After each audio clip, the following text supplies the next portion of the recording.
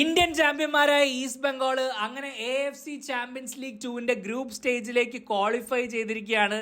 And in what style! ശരിക്കും 4-1 കുവൈത്തി സൈഡായ അൽ അറബിയാണ് east Bengal പരാജയപ്പെടുത്തിയിട്ടുള്ളത്.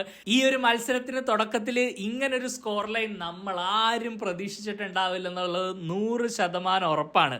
നമുക്കറിയാം east Bengal അവരുടെ ഫുൾ ഫോറിൻ കണ്ടിൻജന്റ് പോലും ഇല്ലാണ്ടാണ് ഈ ഒരു മത്സരത്തിന് കൊൽക്കത്തയിൽ പിച്ചിലിറങ്ങിയത്.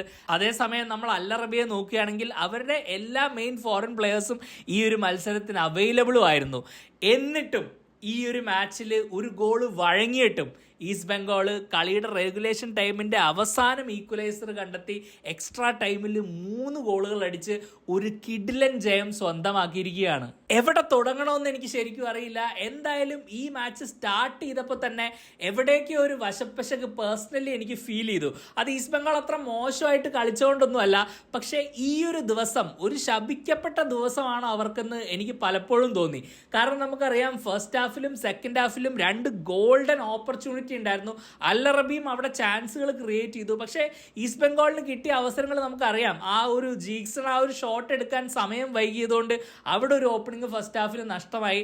സെക്കൻഡ് ഹാഫിൽ ബിബിന് ലിറ്ററലി പ്ലേറ്റിൽ വെച്ച് കൊടുത്ത ഒരു അവസരം അത് മിസ്സായി. അതിനുശേഷം സന്ദീപ് മന്ദിയുടെ ആ ഒരു മിസ്റ്റേക്കിൽ ഒരു പെനൽറ്റി ഈസ്റ്റ് ബംഗാൾ കൺസീഡ് ചെയ്യുന്നു. ഇതെല്ലാം കൂടെ കൂട്ടി വായിച്ചപ്പോൾ ശരിക്കും ഞാൻ വിചാരിച്ചു ഇതിന്റെ സ്ക്രിപ്റ്റ് ഇതിൽ കൂടുതലൊന്നുമില്ല. അവിടെ നിന്നാണ് ഹബാസിന്റെ ടീം ഇങ്ങനെ ഒരു കംബാക്ക് പുൾ ഓഫ് ചെയ്തിട്ടുള്ളത്. എന്തായാലും ഈ ഒരു ത്രില്ലിംഗ് ജയം എല്ലാ ഈസ്റ്റ് ബംഗാൾ ഫാനും തൻ്റെ ജീവിതത്തിൽ മറക്കാൻ സാധ്യതയില്ല. കാരണം അങ്ങനത്തെ ഒരു മൊമെന്റ് ആണ് ഇത്രയും വലിയൊരു സ്റ്റേജിൽ സ്വന്തം സ്റ്റേഡിയത്തിൽ ഇങ്ങനൊരു ടീമിനെതിരെ ഒരു കംബാക്ക് ജയം, ഒരു സ്റ്റേറ്റ്മെന്റ് വിക്ടറി എന്ന് തന്നെ നമുക്ക് പറയാം. ഇന്ത്യയുടെ ചാമ്പ്യൻ ടീം എങ്ങനെ കളിക്കണമെന്ന് നമ്മൾ ആഗ്രഹിക്കുന്നോ അതുപോലെ തന്നെ ഈസ്റ്റ് ബംഗാൾ കളിച്ചു. ഇനിയിപ്പോൾ AFC ചാമ്പ്യൻസ് ലീഗ് 2 പോയിട്ട് ഈസ്റ്റ് ബംഗാൾ വലിയ മലമറിക്കുമെന്നൊന്നും അല്ല ഞാൻ പറയുന്നത്. അതൊരു ക്ലിയർലി ബിഗ് സ്റ്റെപ്പ് അപ്പ് തന്നെയാണ്. പക്ഷെ അവരവിടെ എത്തി. ഇത്രയും ഒരു പ്രതികൂല സാഹചര്യത്തിൽ നിന്നുകൊണ്ടും അവർ ആ റിസൾട്ട് കണ്ടെത്തി അവരവിടെ എത്തി എന്നുള്ളത് ശരിക്കും സെലിബ്രേറ്റ് ചെയ്യേണ്ട കാര്യം തന്നെയാണ്. ഒട്ടും വൈകാതെ ഈ മത്സരത്തിൽ നിന്ന് നമ്മൾ മനസ്സിലാക്കിയ 3 കാര്യങ്ങളിലേക്ക് കിടക്കാം. ഈസ്റ്റ് ബംഗാൾ കളിയൊക്കെ ജയിച്ചിട്ടുണ്ടാവും, പക്ഷേ ആ പിച്ചിൽ ഏറ്റവും കൂടുതൽ വെള്ളം കുടിച്ചത് ഒരു ഈസ്റ്റ് ബംഗാൾ പ്ലെയർ ആണ്. ഞാനിതൊരു ക്രിറ്റിസിസം ആയിട്ട് പറയുന്നതല്ല, ബിക്കോസ് ഈ പ്ലെയറിനെ ഞാൻ നല്ലോണം റേറ്റ് ചെയ്യുന്ന ഒരാളാണ്. ഇൻഫാക്ട് ഈ പ്ലെയറിനെ ഐ ലീഗിൽ ഞാൻ നല്ലോണം ക്ലോസ് ആയിട്ട് ഫോളോ ചെയ്തിരുന്നു. ഈസ്റ്റ് ബംഗാളിലേക്ക് ഈ ഒരു മൂവ് കിട്ടിയതിന് ശേഷം ഐ വാസ് സൂപ്പർ എക്സൈറ്റഡ്. പക്ഷേ ഏഷ്യയിലെ ആ ഒരു സ്റ്റെപ്പ് അപ്പിനോട് ഇന്നൊരു പക്ഷേ ഹാർദിക് ഭട്ടിന് ആ ഒരു എക്സ്പെക്ടേഷനോട് വരാനായില്ല എന്ന് തന്നെയാണ് എനിക്ക് ഫീൽ ചെയ്തത്. ആ വിങ്ങിൽ നമുക്കറിയാം അൽ അറബിയുടെ ആ ഒരു നൈജീരിയൻ വിങ്ങർ ഉണ്ടല്ലോ, ആ പെനൽറ്റിയൊക്കെ കൺവേർട്ട് ചെയ്ത് ആ മുതൽ അങ്ങേര് കൊണ്ടുവന്ന ആ ഒരു പേസിനെ ശരിക്കും ഹാർദിക് ഭട്ടിന് കണ്ടെയ്ൻ ചെയ്യാൻ കുറച്ച് പാടായിരുന്നു. ഫസ്റ്റ് ഹാഫിൽ നമുക്കറിയാം നല്ലോണം ബീറ്റ് ചെയ്തൊരെണ്ണം പോയി, പക്ഷെ അത് സൈഡ് നെറ്റിങ്ങിലോട്ട് തന്നെ പുള്ളി ഷൂട്ട് ചെയ്തു. പിന്നീട് സെക്കൻഡ് ഹാഫിലാവുന്ന ഒരു പ്രാവശ്യം ഹാർദിക് ഭട്ട് അങ്ങനെ കമ്മിറ്റ് ചെയ്യാതെ കുറച്ച് ലേസി ആയിട്ട് നിന്നപ്പോൾ വീണ്ടും അങ്ങനെ ഒരു റണ്ണ് മേക്ക് ചെയ്യുന്ന ഒരു സിറ്റുവേഷൻ നമ്മൾ കണ്ടിരുന്നു. 1-2 നല്ല ഇന്റർസെപ്ഷൻസ് ഹാർദിക് ഭട്ടിന്റെ ഭാഗത്തുനിന്ന് വന്നിരുന്നു. നല്ല ക്വാളിറ്റിയുള്ള, ഞാൻ പറഞ്ഞിട്ടുണ്ടല്ലോ, നല്ല ക്വാളിറ്റിയുള്ള പ്ലെയറാണ്. നല്ലോണം മിഡ്ഫീൽഡിലോട്ടൊക്കെ സ്റ്റെപ്പ് ഇൻ ചെയ്ത് പാസുകൾ കളിക്കാൻ എബിലിറ്റി ഉള്ള പ്ലെയറാണ്. നല്ലോണം അറ്റാക്ക് മൈൻഡഡ് ആയിട്ടുള്ളൊരു ഫുൾ ബാക്ക് ആണ്.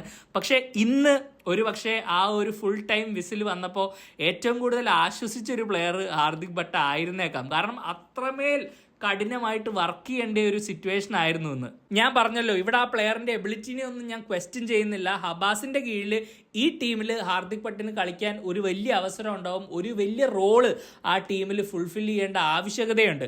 അതുകൊണ്ട് തന്നെയാണ് ഈ ഒരു മത്സരത്തിൽ 120 മിനിറ്റും ഈ പ്ലെയർ കളിച്ചതും. ആ ഒരു മാനേജറിന്റെ വിശ്വാസം അത് ഹാർദിക്കിന് ഒരുപാട് കോൺഫിഡൻസ് നൽകട്ടെ. ഇനിയുള്ള മത്സരങ്ങളിൽ അങ്ങോട്ട് തുടർച്ചയായി കളിക്കാനാവട്ടെ. ISL നല്ല പേരെടുത്ത ഇന്ത്യക്ക് ഭാവി വാഗ്ദാനമാവാൻ പോകുന്ന ഒരു ഫുൾ ബാക്കായി മാറാനാവട്ടെ.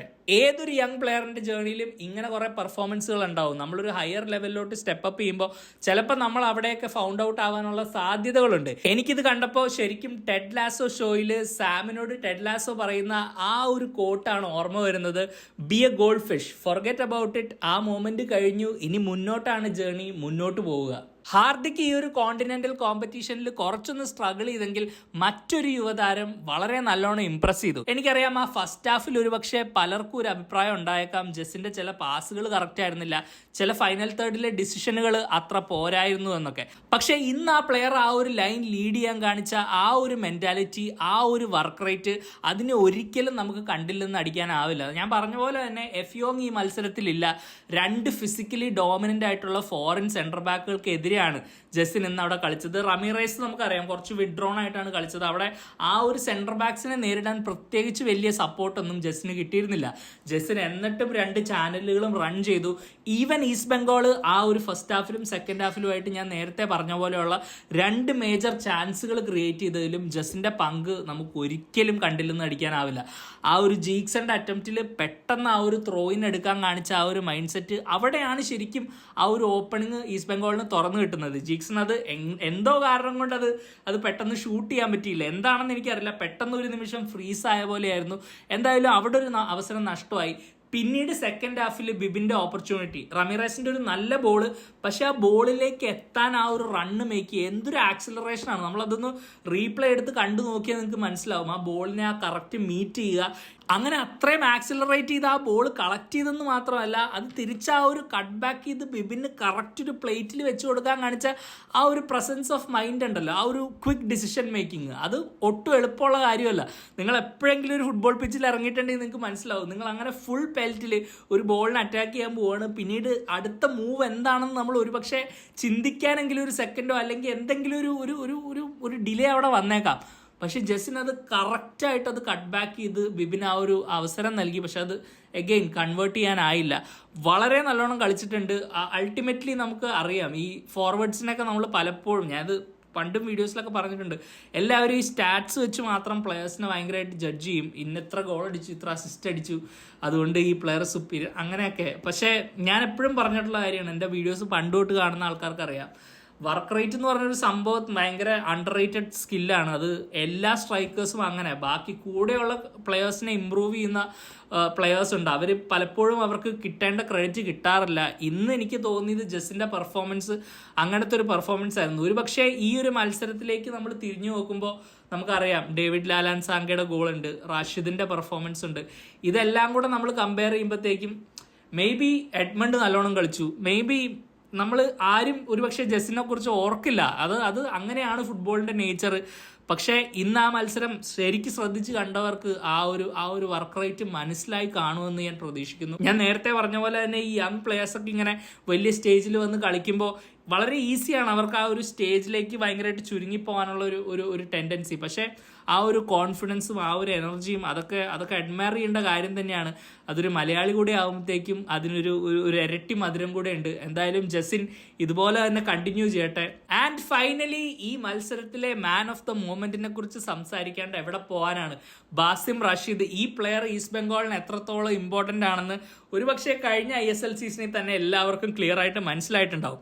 ഈസ്റ്റ് ബംഗാൾ ആ ഒരു ISL ടൈറ്റിൽ അവസാന ദിവസം അതിന്റെ പിന്നിൽ റാഷിദിന്റെ ആ ഒരു പങ്ക് അതൊരിക്കലും ഒഴിച്ചുകൂടാനാവാത്ത ഒന്നാണ്.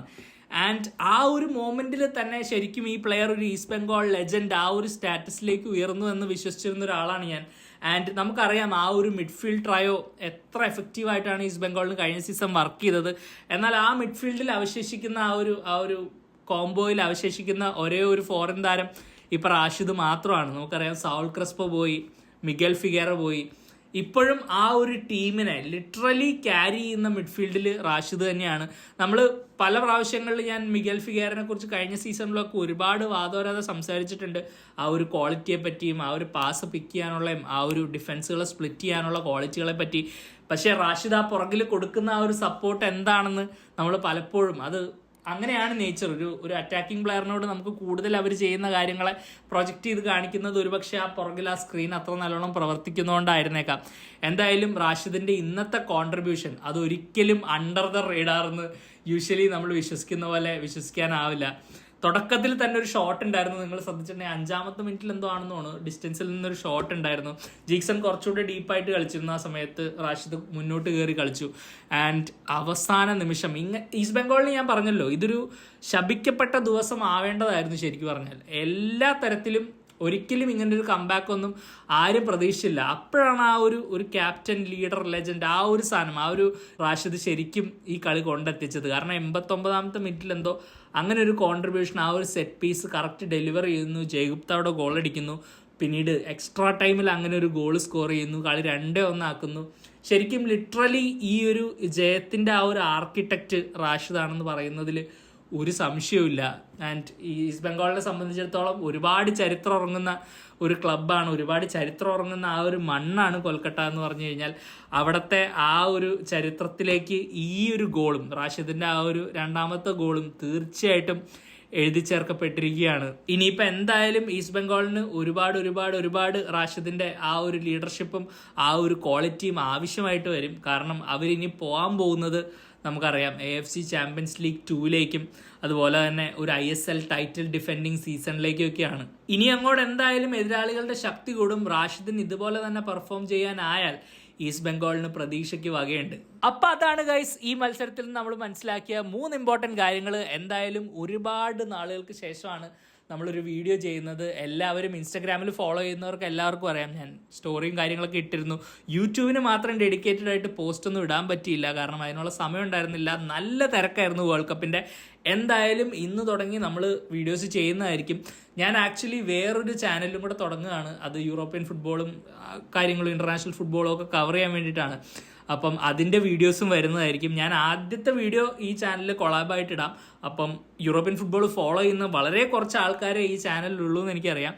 അപ്പം നിങ്ങളെല്ലാവരും എന്തായാലും ആ ചാനലും സബ്സ്ക്രൈബ് ചെയ്യുക. അതിൻ്റെ കാര്യങ്ങളൊക്കെ ഞാൻ ഇൻസ്റ്റാഗ്രാമിൽ അപ്ഡേറ്റ് ചെയ്യുന്നതായിരിക്കും. അപ്പം ഇൻസ്റ്റാഗ്രാം നിങ്ങൾ ഫോളോ ചെയ്യുന്നില്ലെങ്കിൽ link is in the description, follow ചെയ്യുക. പിന്നെ കേരള ബ്ലാസ്റ്റേഴ്സിനെ കുറിച്ചും ഒരുപാട് ചെയ്യാനുണ്ട്. ഞാനിപ്പോൾ ആലോചിക്കുന്നത് എന്താണെന്ന് വെച്ചാൽ ഈ ടേക്ക് ഓവർ ഒന്ന് കൺഫേം ആയി കഴിഞ്ഞാൽ കുറച്ച് റിപ്ലേസ്മെൻറ്റ് വീഡിയോ, റീബിൽഡിങ് വീഡിയോ, അങ്ങനത്തെ കാര്യങ്ങളിലേക്ക് എനിക്ക് പോയിരുന്നു. ഞാൻ അതിനെക്കുറിച്ചൊക്കെ ചിന്തിച്ച് വെച്ചിട്ടുണ്ട്.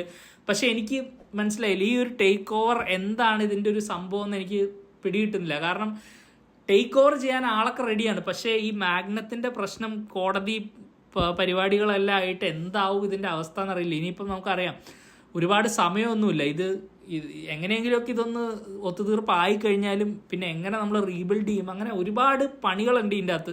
അപ്പം അതിനെക്കുറിച്ചൊരു ക്ലാരിറ്റി കിട്ടിയിട്ട് ഈ സ്ക്വാഡ് റീബിൽഡിങ് വീഡിയോയും പരിപാടികളും ട്രാൻസ്ഫർ ടാർഗറ്റും ഒക്കെ ഐഡൻറ്റിഫൈ ചെയ്യണോ അതോ അതിന് മുമ്പേ ചെയ്യണോ എന്ന് നിങ്ങൾ തന്നെ പറയാം. നിങ്ങൾക്ക് അത് കാണാൻ താല്പര്യമുണ്ട്. ടേക്ക് ഓവർ ഒന്നും നടന്നില്ല, എപ്പോൾ വേണമെങ്കിലും നടക്കട്ടെ, പക്ഷേ ഇപ്പോഴേ വീഡിയോസ് ചെയ്തോ എന്നാണ് നിങ്ങളുടെ അഭിപ്രായമെങ്കിൽ തീർച്ചയായിട്ടും കമൻറ്റ് ചെയ്യുക. ഞാൻ വീഡിയോസ് ചെയ്യാം. എന്തായാലും പുതിയ വീഡിയോ ആയിട്ട് ഒട്ടും വൈകാതെ തന്നെ കാണാം. അപ്പം you take care my bro. Bye for now.